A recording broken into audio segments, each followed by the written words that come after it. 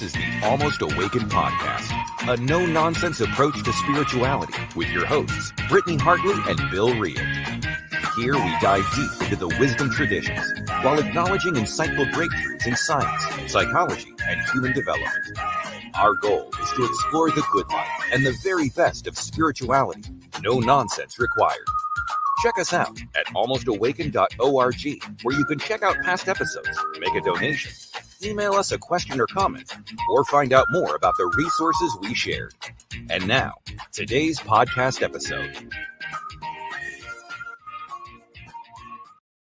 Welcome to another episode of the Almost Awakened podcast. I'm one of your hosts, Bill Reel. Britt Hartley is not with us today. She will actually be taking the summer off, but she might be back for an episode or two before that happens, but not here today, and so I'm here with you. Really excited to have this conversation. There have been times where I have been in a meditative state, let's say, where I am thinking about how we human beings do what we do and why we do that. And the thing I was thinking about was etiquette. This idea that we say thank you and you're welcome and excuse me and pardon me. And it reminds me, again, if we go back to the idea of Sapiens and Yuval Harari, there's this idea that human beings worked together in really small tribes. And your survival was dependent on every member of that tribe carrying their fair share of responsibility, and that they not do things that would cause disruptions to the other members of the tribe.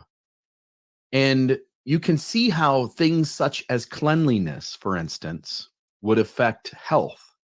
So the idea that there are issues behind cleanliness for which there is etiquette, or the idea that we need to be a cohesive unit, we need to get along.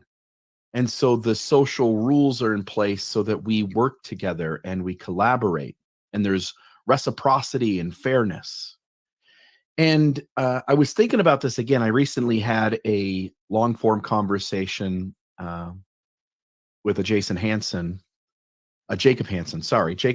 And in that conversation, this idea of etiquette came up again. And as I was sitting this week, again, in a meditative state, I was thinking about etiquette. And I've said this before on the podcast, and I'll say it here. Trauma is inevitable. When you think about a pregnant mother and what a woman endures in order to carry a fetus to full term, it involves trauma. The birth of the baby is trauma to both the mother and the child. This life inevitably means that every one of us is going to get bumped into by the natural course of events that happen in this world. And then you add to it this idea that anytime two human beings are in the same space, they're going to be different, at least in some degree, than each other. You're not going to like the same foods. You're not going to want to do all the same things. I mean, if you find the perfect companion who is just like you and does all the things you want to do and does them just the way you do and communicates just the way you do, that's impossible. Essentially impossible. Maybe there's somebody out there just by the random statistical coincidence of having two people who are extremely like-minded. But inevitably, two human beings being good to each other are still going to bump into each other. They're still going to hurt each other.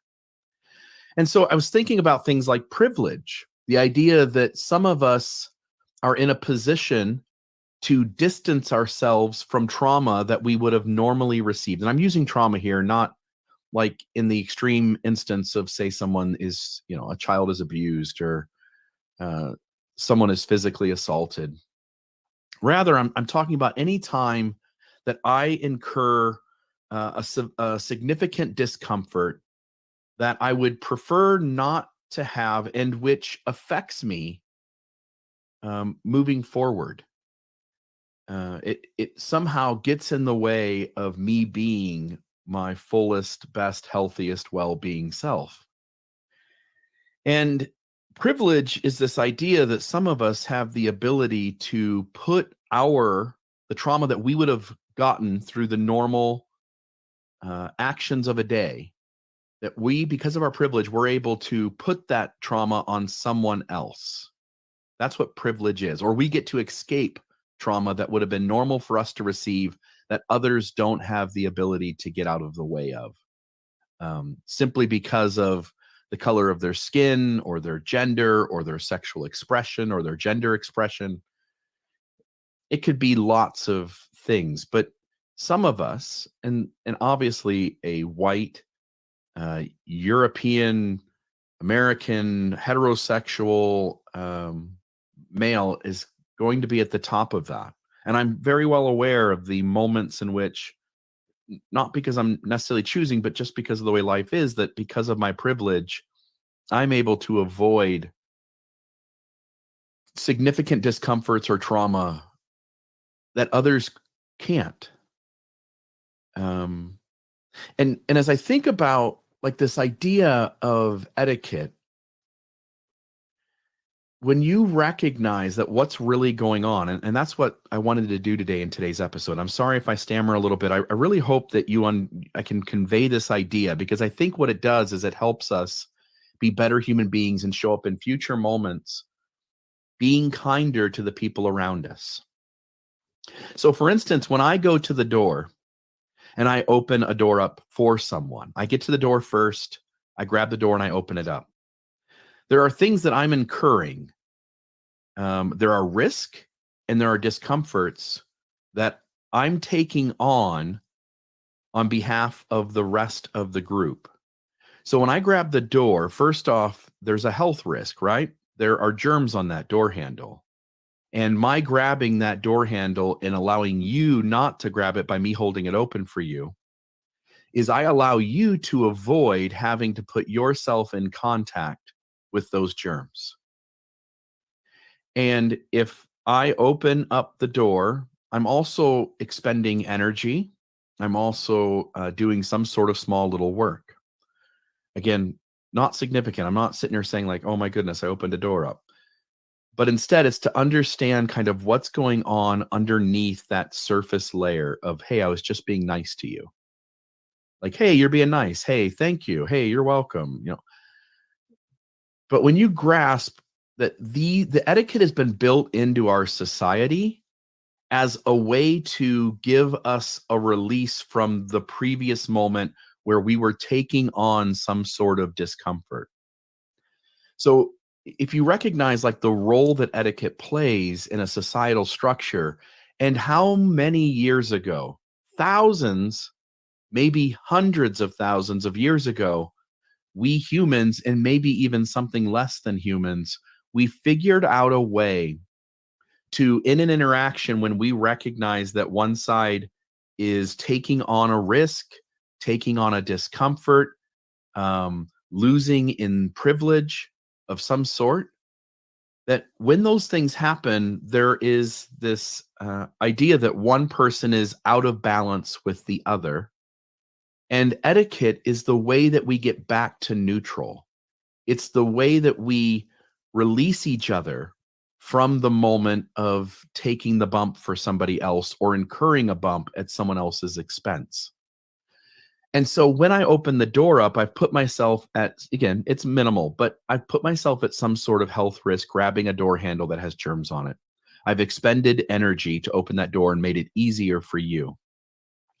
So what you do in that instance is you acknowledge that you have benefited by somebody else taking on the work, the discomfort, the risk, and you are letting them know that, hey, I saw that and I recognize what went on there, and I am wanting to get back to neutral. Like, thank you so much for doing that. I deeply appreciate it.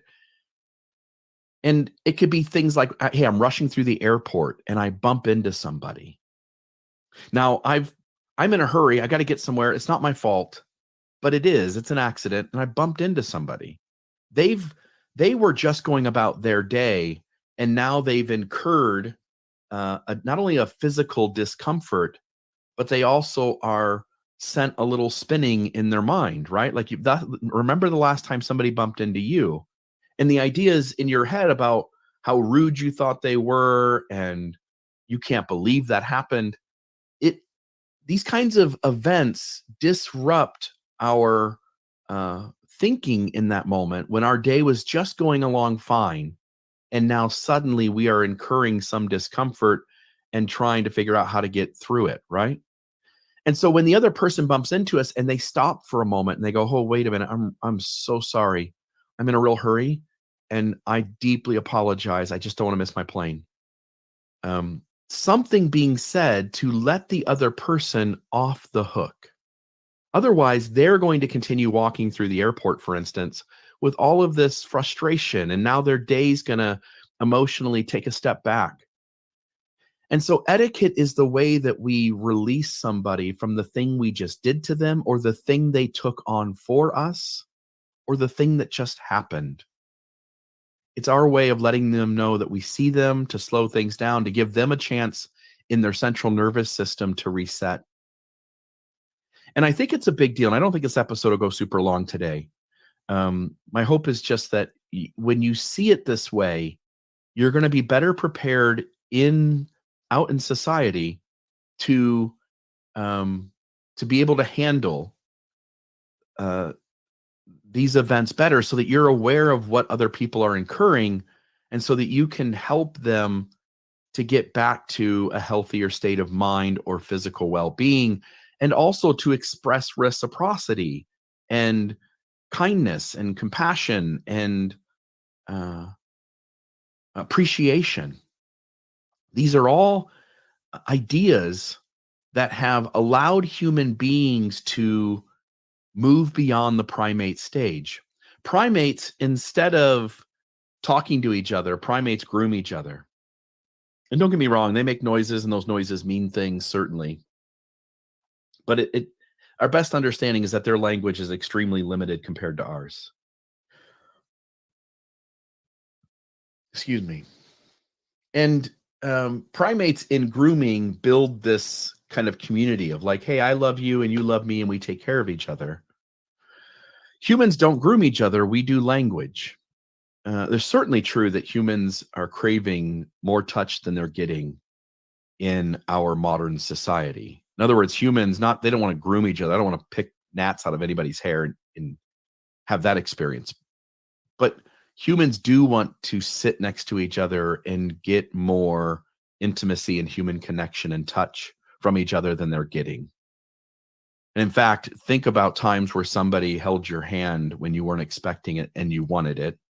And think about how good that felt. Or when somebody gave you a hug and you weren't anticipating it.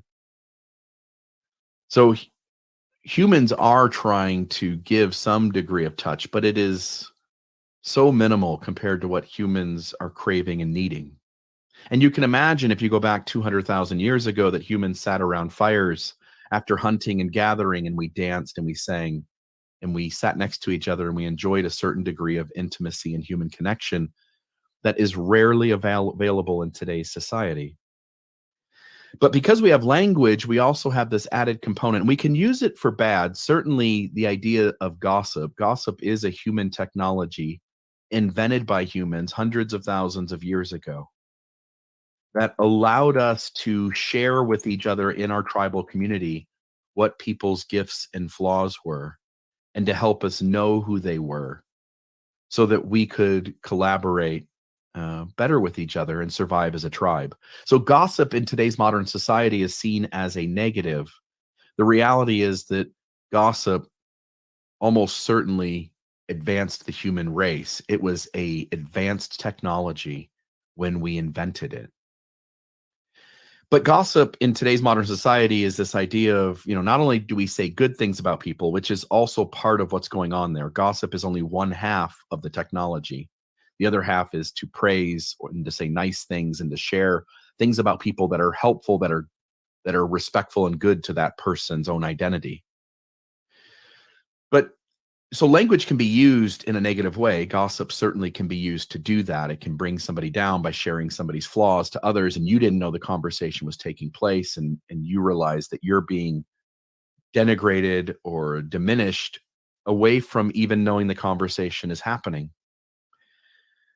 But one of the other technologies in language is this idea of etiquette, to be able to say thank you and you're welcome and pardon me and excuse me. And it's our ability in this society of, hundreds of people, at least in your world, and maybe thousands of people, to be able to uh, set things right when somebody takes on a discomfort on your behalf, or when you impose a discomfort on someone else unnecessarily. And so I'll give another example about the door opening. When I open a door for someone, and let me do it differently, because it will make more sense if I'm the second person to come into the situation. There will be two groups of people, a group of four and a group of four, say, going in opposite directions through a passageway of doors. So there's a door, there's an entryway, and there's another door, and then you're into the establishment. For instance, going into the Fiesta Fun bowling alley arcade that we go to sometimes. I open a door, then there's an entryway, then there's a second set of doors, and then I'm actually into the establishment. So when you have two groups of four people going in opposite directions, say the other group gets to the door first. Now, they're going to hold open that first set of doors on their side. Now, all four of us could walk through the first set of doors and allow them to hold the second set of doors open. And then we could walk through, say thank you, and that works fine. But because I already had to open the first set of doors and they already had to open the second set of doors, the appropriate etiquette is, so that no one takes on more risk, germs, gives out more effort, pulls and lifts the door than what has already been done, both groups are responsible for someone to hold the door on their end. And see, once you understand that, again, it helps you to understand the scale of balance of what is fair and right in terms of etiquette. So when the first group opens the first set of doors and one of them holds it open for the four of us to go through, when I open the set of doors on my side, my job is to stand there and hold that door open so that all four of them can come through my door. Now, one of us may have to touch both doors. He may hold the door open, but one of us is going to have to let go. But the idea is that if somebody's already touched the door and done the effort to open it, that as long as someone's not too far behind, that we ought to save the next person as much as possible from having to have the risk of holding the door handle and putting out the effort of pulling the door and opening it. And when you understand that, you can see how then this would naturally happen. One of us on each side is going to hold the door open, and at the very end, one of us is going to have to let go of the door and walk through the door that the last person is then holding open. And then whoever that is that's holding the last door open will have to take the risk of touching both doors. But there isn't another way to do it unless somebody else is walking behind and is then going to hold the door open for the next person. But what you're doing is you're minimizing the number of people who have to touch doors and the number of times that doors have to be opened.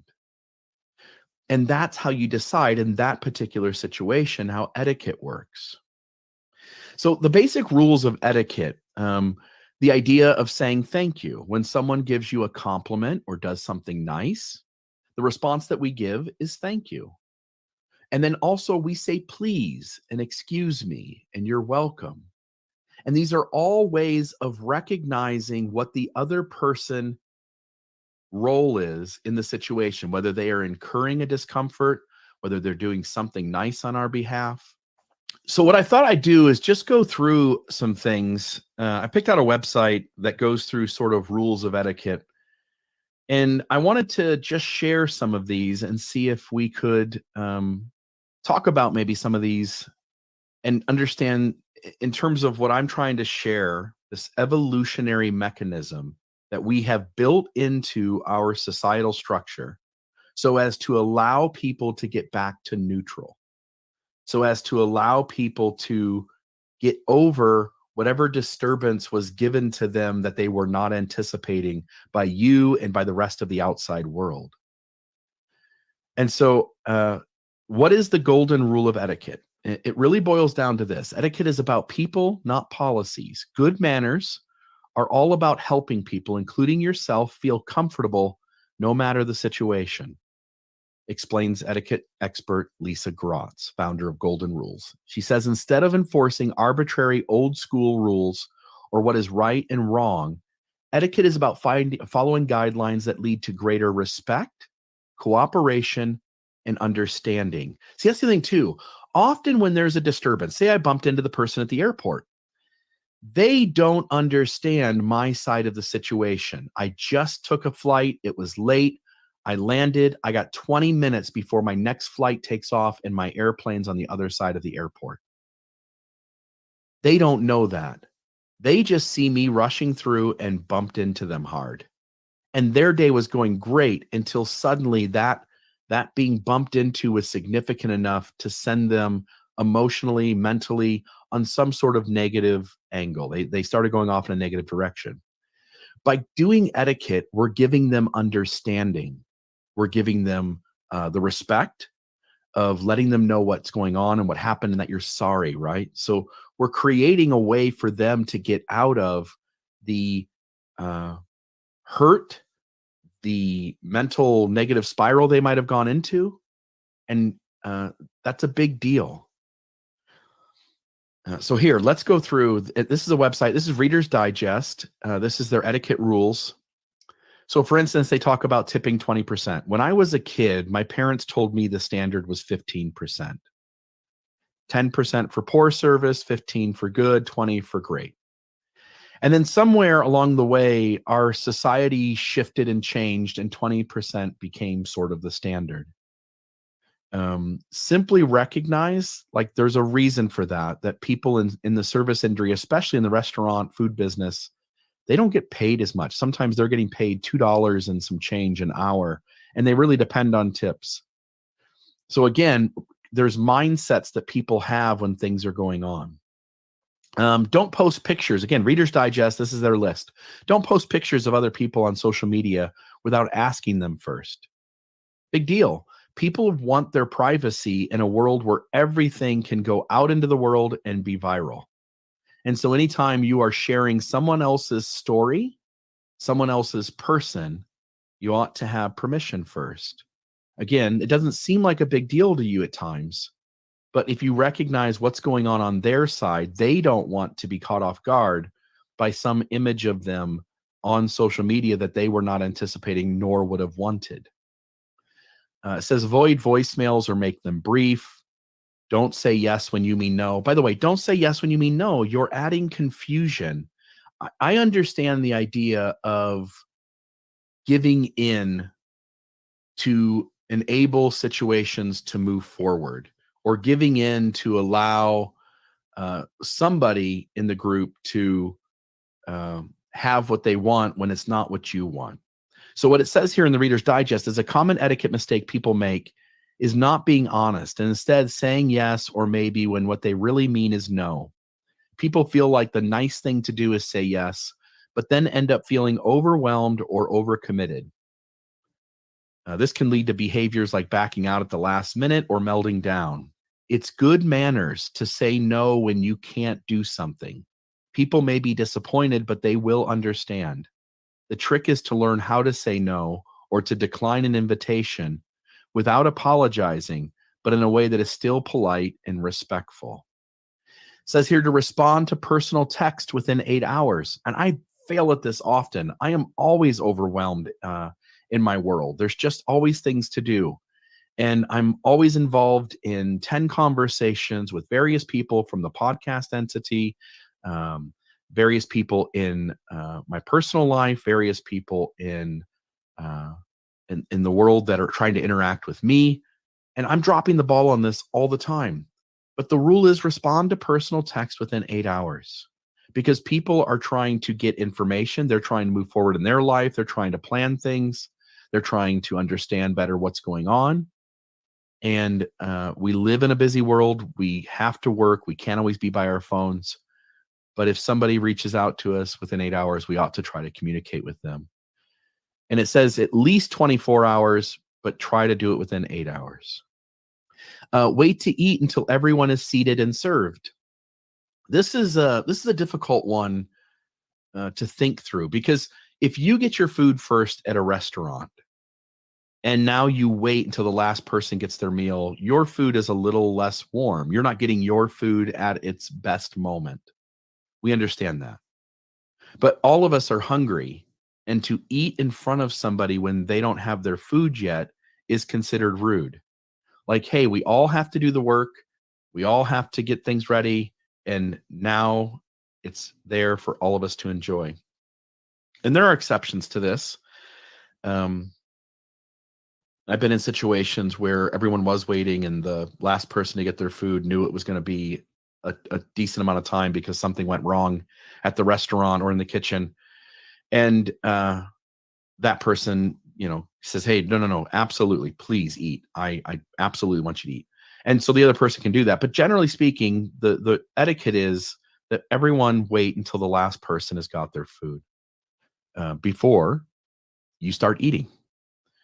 And it is the polite thing to do. And it really is more fair than worrying about who got their food first this time, because that's going to happen in such a way generally that all of us get our food first at times, all of us get our food in the middle sometimes, all of us get our food at the end sometimes.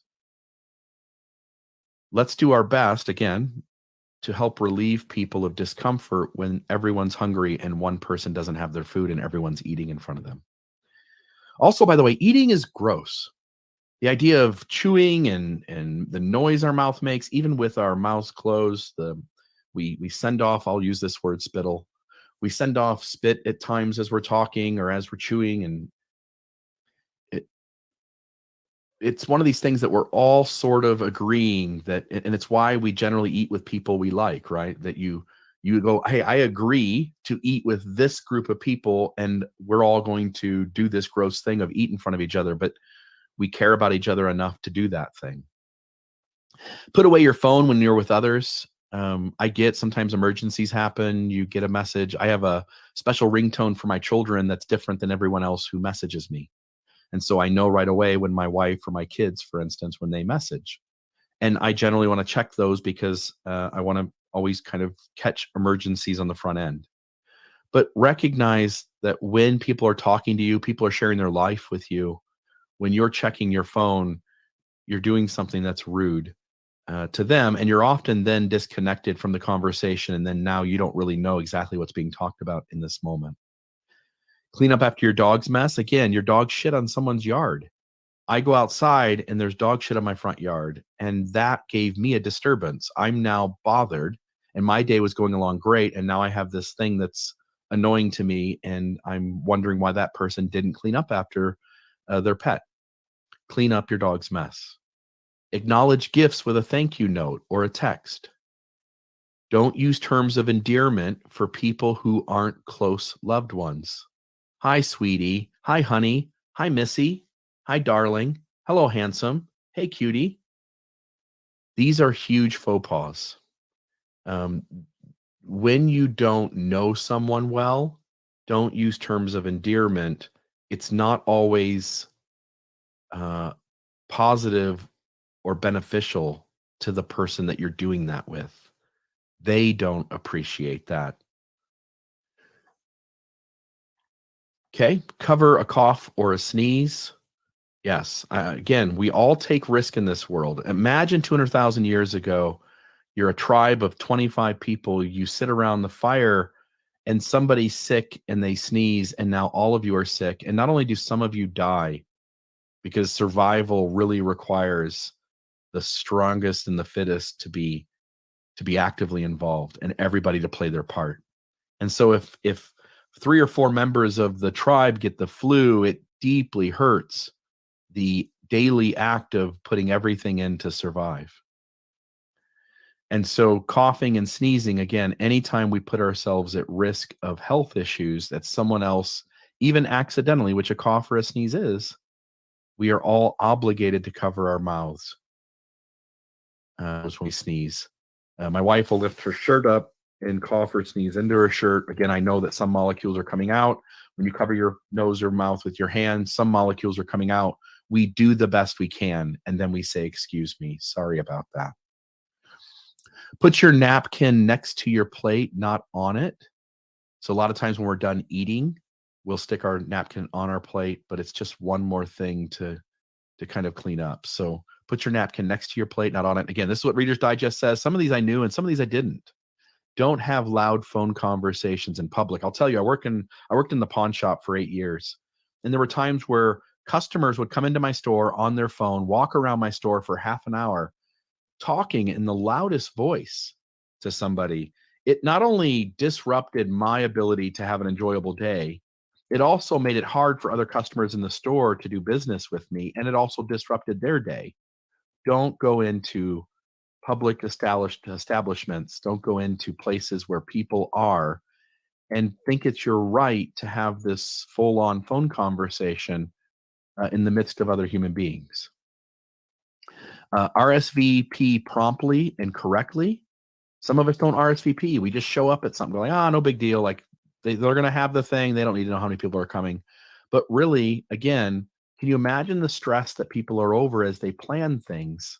I've been stressed before not knowing if 3 people were going to show up at a party or 25 people were going to show up at a party. RSVP, let people know you're coming, and do so do it quickly on the initial side of the opportunity to RSVP, and do it correctly. And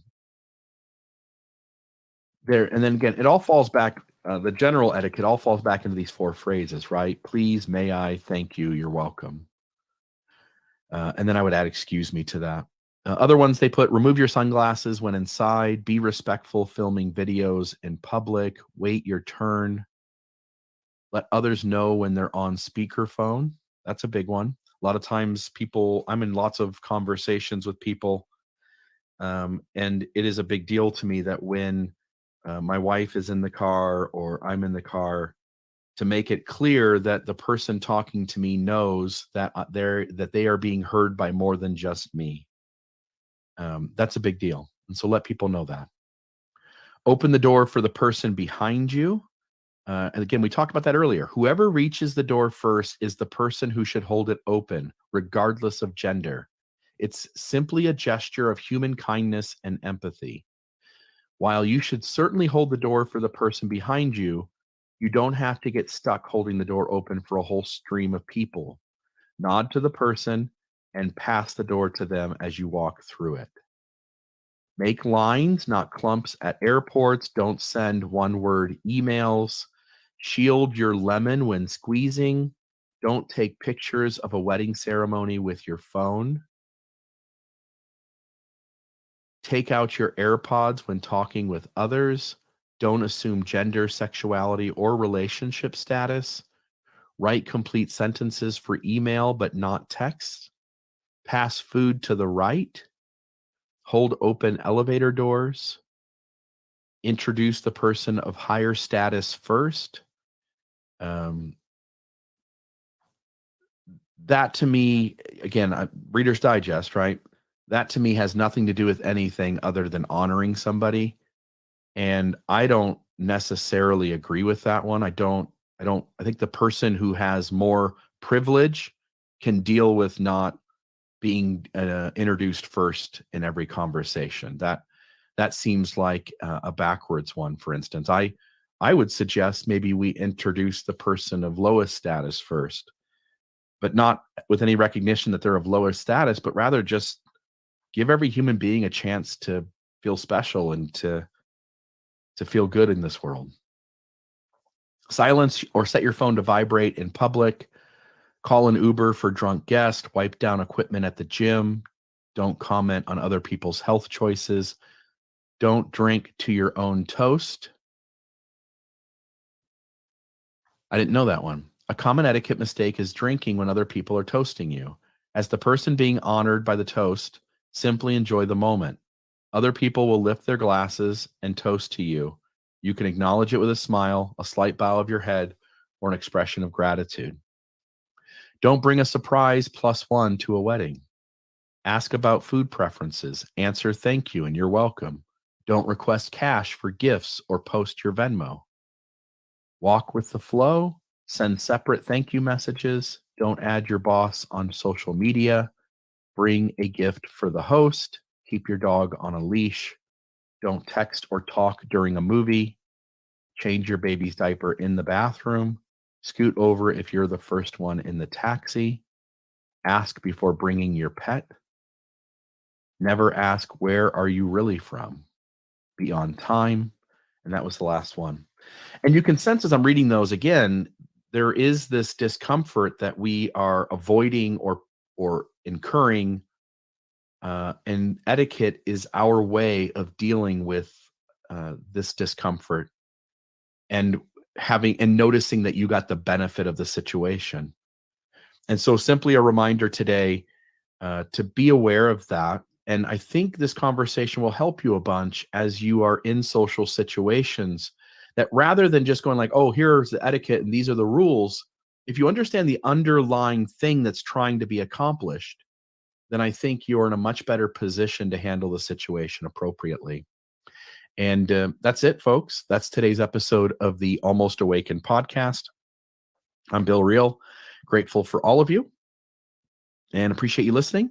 Please donate. Go to almostawakened.org and click the donate button. Thank you very much. Bye-bye. This has been another Almost Awakened episode. Check us out at almostawakened.org, where you can check out past episodes, make a donation to keep this podcast running, email us a question or comment, or find out more about the resources shared in today's episode. For coaching opportunities or extra support, visit